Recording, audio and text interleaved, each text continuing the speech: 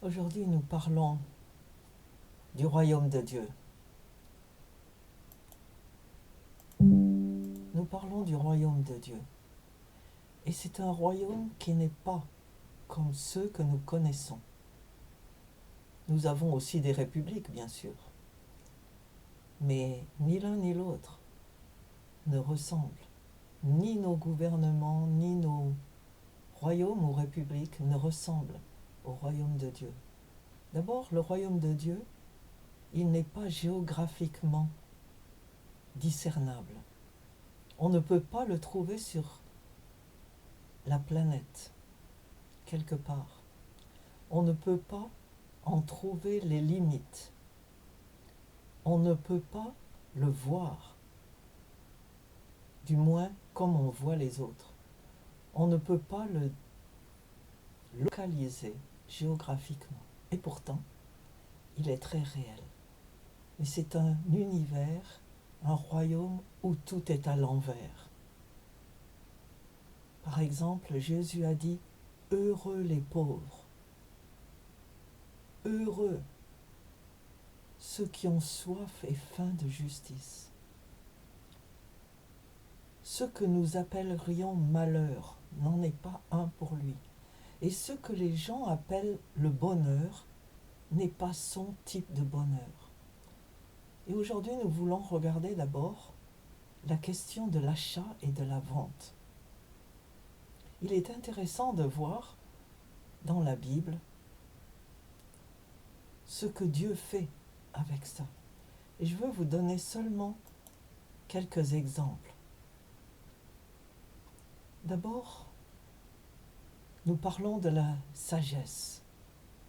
Est-ce qu'on achète la sagesse ? De nombreuses personnes, beaucoup d'entre nous, sont allés à l'université. Et nous avons payé pour apprendre. Mais nous n'avons pas appris la sagesse. Ou nous l'avons apprise par ailleurs. Ça n'avait pas été le sujet de nos études. J'ai fait des lettres classiques et j'ai ensuite fait une licence d'anglais. Ni les lettres classiques ni l'anglais ne m'ont appris la sagesse.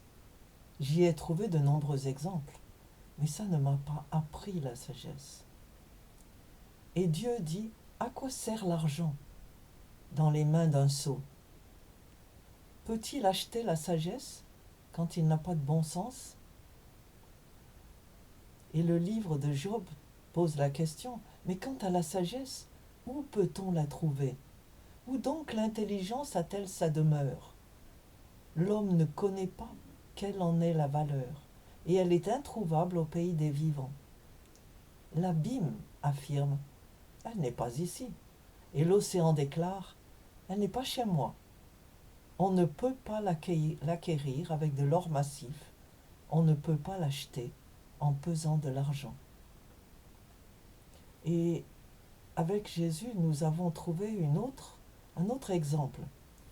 Un soir que Jésus avait enseigné toute la journée, le soir tombait, et Jésus regarda autour de lui et il vit une foule nombreuse assise autour de lui. Et il a demandé à Philippe, un des disciples, « Où pourrions-nous acheter assez de pain pour nourrir tout ce monde ?» Sa question était ce qu'on appelle une question rhétorique. Il n'attendait pas vraiment de réponse. Et ses disciples d'ailleurs ont dit, « Même si on trouvait un endroit, même si on trouvait un supermarché ou un marché, qui aurait tant d'argent pour payer tout ce dont on aurait besoin ?» Et Jésus, ce soir-là, a nourri des milliers de gens, seulement avec quelques pains et petits poissons, qu'il n'avait d'ailleurs pas achetés, qui avaient été apportés là comme le repas d'un enfant. Et Isaïe, le prophète, nous donne la solution. Où trouver ce dont nous avons besoin ? Tout le monde a besoin d'eau, tout le monde a besoin de nourriture. Alors, Dieu dit dans le livre d'Isaïe, « Vous tous qui avez soif, venez, voici de l'eau.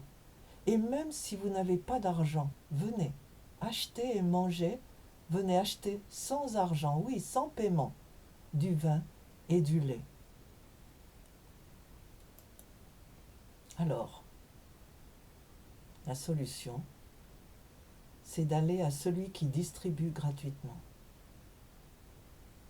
notre Dieu, qui nous a offert non seulement du pain, du vin, de l'eau, du lait, la sagesse, l'intelligence des choses,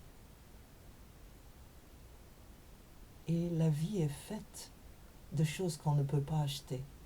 Vous ne pouvez pas acheter l'amour d'un conjoint. Vous ne pouvez pas acheter la famille idéale. Vous ne pouvez pas acheter le bonheur. Vous ne pouvez pas acheter la paix de l'âme. Vous ne pouvez pas acheter la délivrance de la dépression. Vous ne pouvez pas acheter la connaissance intime des choses. Vous ne pouvez pas acheter la compréhension de ce que vous lisez ou de ce que vous écoutez. Et il y a beaucoup d'autres choses qu'il nous est impossible d'acheter. On n'achète pas la délivrance après avoir frôlé la mort. On n'achète pas le renouveau de la vie. On n'achète pas le printemps ni le reste des saisons. Alors je veux vous inviter. Allez chez celui qui a la clé des placards. Celui qui a la clé de tout ce qui vous manque et sans lequel votre vie est vide. Comme disait une chanson, notre vie est comme un gâteau, un beignet avec ce trou au milieu qu'on appelle en anglais donut. Il y a un trou au milieu. Notre vie est comme ça, jusqu'à ce qu'elle retrouve celui qui peut la rendre complète.